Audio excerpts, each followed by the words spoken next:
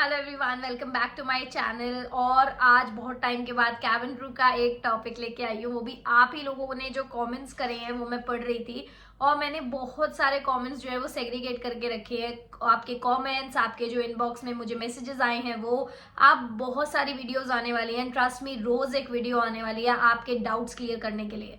Because अभी तक मुझे ये था कि मैंने आपको सारी इन्फॉर्मेशन ऑलरेडी दे दी है और मेरा ये यूट्यूब चैनल बनाने का पर्पस ही ये था कि मैं अपने जैसे लोगों को हेल्प कर सकूं जिन्हें नहीं पता है कि कैबिन क्रू कैसे बनना है।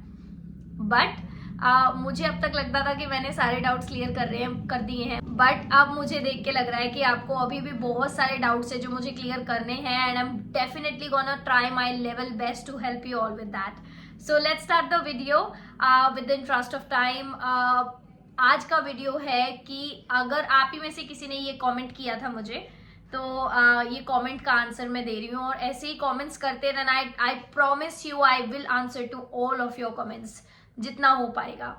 तो ये कमेंट का आंसर इस क्वेश्चन में लिखा है कि क्या हम कैबिन क्रू बनने के बाद ग्रेजुएशन कर सकते हैं या नहीं। तो उसका आंसर है डेफिनेटली। आप अगर एक कैबिन क्रू बन रही हैं तो आप अपनी ग्रेजुएशन कंप्लीट कर सकती हैं, प्रोवाइडेड हम लोग इसको स्टेप बाय स्टेप लेके चलेंगे। अगर आप कैबिन क्रू बनना चाहती हैं तो सबसे पहले आपको क्या करना पड़ेगा, पहले ये देखते हैं। सबसे पहले आपको आपकी 12th कंप्लीट होना बहुत जरूरी है। अगर आपकी 12th क्लास कंप्लीट है उसके बाद आप एक कैबिन क्रू बन सकते हो। ये सबको पता है, क्लियर है ये डाउट। उसके बाद लेट्स सपोज अब हम एक कैबिन क्रू बन चुके हैं। अब कैबिन क्रू बनने के बाद हमारा मन है कि अब हम 12th पास नहीं रहना चाहते, हम अपनी आगे की स्टडीज करना चाहते हैं, लेकिन हम कैसे करें जॉब के साथ साथ, यही क्वेश्चन है ना। तो वो कैसे करोगे आप? अगर आप 12th आपने कर लिया, अब आप एक कैबिन क्रू हैं, अब आपकी रोज फ्लाइट्स होती है। फ्लाइट्स के साथ साथ देखो रेगुलर कॉलेज पॉसिबल नहीं है, ट्रस्ट मी। तो जो सच है वही बताऊंगी, रेगुलर कॉलेजेस नहीं हो सकते। आप सोचो कि आप कॉलेज लाइफ भी इंजॉय करो, आप रोज कॉलेजेस जाओ और आप फ्लाइट्स भी करते रहो, तो वो पॉसिबल नहीं है। आपको डिस्टेंस लर्निंग करना होगा या फिर आप प्राइवेट एक फॉर्म भर सकते हो जिसमें साल में आपको एक ही बार पेपर देने जाना होता है। ऐसा कोई कोर्स कर सकते हो या ऐसा कॉलेज ज्वाइन कर सकते हो जहाँ पे आपको डिस्टेंस लर्निंग के थ्रू आपको ऑनलाइन कोचिंग मिलती रहे। जो कॉलेज के सेमेस्टर्स हैं आप ऑनलाइन उसके असाइनमेंट सबमिट कर दो, ऑनलाइन एग्जाम्स भी दे सकते हो। मैंने खुद ऐसे ही ऑनलाइन पढ़ाई करी है और मैंने खुद अपनी ग्रेजुएशन ऑनलाइन ही करी है। तो वही मैं आपको सजेस्ट कर रही हूँ। अगर आप एक कैबिन क्रू बनते हैं और कैबिन क्रू के साथ साथ आपको ग्रेजुएशन पूरी करनी है तो रेगुलर कॉलेज तो पॉसिबल नहीं हो पाएगा, बट आप डिस्टेंस लर्निंग से पढ़ सकते हो। बहुत सारे ऐसे कॉलेजेस हैं जो डिस्टेंस लर्निंग प्रोवाइड करते हैं। आप मान लीजिए आज आपका, मैं 5 दिन का आपको रोस्टर बताती हूँ। मान लीजिए आज आपकी फ्लाइट जो है वो सुबह के 4 बजे है और आप 8-9 बजे तक घर आ जाएंगे।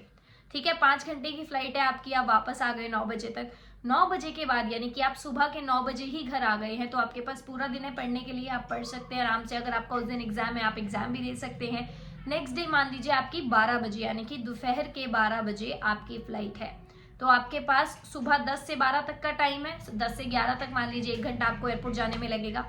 ठीक है, 10 से 11 तक का टाइम है आपके पास, 1 घंटा सुबह का है। अब 12 से मान लो आपकी 5 बजे तक शाम की फ्लाइट है। 6 बजे आप घर आ गए, 6 बजे के बाद पूरी शाम आपकी पढ़ने के लिए, या फिर आपको असाइनमेंट सबमिट करने हैं, असाइनमेंट बनाने हैं तो आप उसमें बना सकते हो। ठीक है, नेक्स्ट डे मान लीजिए आपका ऑफ है, उसके नेक्स्ट डे आपका एयरपोर्ट स्टैंड बाय है या स्टैंड बाय है। तो ऐसे सब में आपका रेगुलर फ्लाइट्स तो नहीं होती है, कभी भी आपको बैक टू बैक रोज एक फ्लाइट लगे ऐसा नहीं होगा।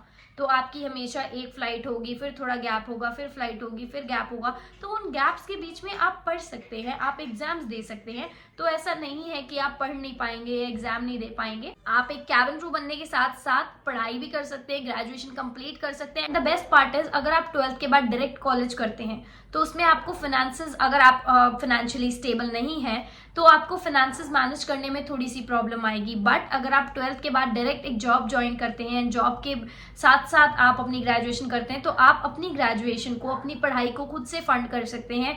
आप एक 12th के बाद डायरेक्ट आपको 60-70,000 की जॉब मिल जाएगी जिसमें से आप अपनी कॉलेज की फीस खुद से दे सकते हैं, अपनी पढ़ाई के खर्चे खुद से कर सकते हैं। And that is the best part. इस वीडियो से रिलेटेड कोई भी प्रॉब्लम हो, कोई भी डाउट हो, आई प्रॉमिस यू मैं सारे कमेंट्स का आंसर करूंगी इस वीडियो पे। बिकॉज ये प्रॉब्लम, ये डाउट्स मुझे भी थे जब मैं कैबिन क्रू ज्वाइन कर रही थी कि पता नहीं मैं आगे पढ़ पाऊंगी या नहीं, पता नहीं मैं ग्रेजुएशन कर पाऊंगी या नहीं, कहीं मैं 12th पास ही ना रह जाऊं। बट उस टाइम मेरी सिचुएशन ऐसी थी कि मैं फाइनेंशियली इतनी स्टेबल नहीं थी और मुझे अपनी फैमिली को फाइनेंशियली सपोर्ट करना था। तो उस टाइम मेरे मन में सिर्फ ये था कि मुझे सिर्फ पैसा कमाना है इस टाइम। बट आप लोगों के लिए, अगर आपके आप फाइनेंशियली ठीक हो और आपको लगता है कि अभी आपके फिनेंसेस को ऐसा कुछ नहीं है कि आपको अर्जेंटली जॉब ज्वाइन करना पड़ेगा, तो मैं यही कहूँगी कि आप अपनी कॉलेज लाइफ को मिस मत करो, कॉलेज लाइफ एंजॉय करो और उसके बाद जॉब ज्वाइन करो। देखो जॉब कहीं नहीं जा रही है, बट द डेज जो आप कॉलेज डेज जो एंजॉय करोगे, वो लाइफ के जो प्रीशियस मोमेंट होते हैं, आप उसको स्पॉइल मत करो। बाकी कोई भी डाउट हो, कॉलेज कैसे ज्वाइन करना है, कौन सा कॉलेज सजेस्ट करना है, आप कमेंट बॉक्स में कमेंट करो। आई promise you I will reply to each and every comment on this video. So thank you so much once again for loving me, loving my channel. Keep supporting my channel. Like कर देना please, subscribe कर देना and bell icon को press कर देना. Thank you.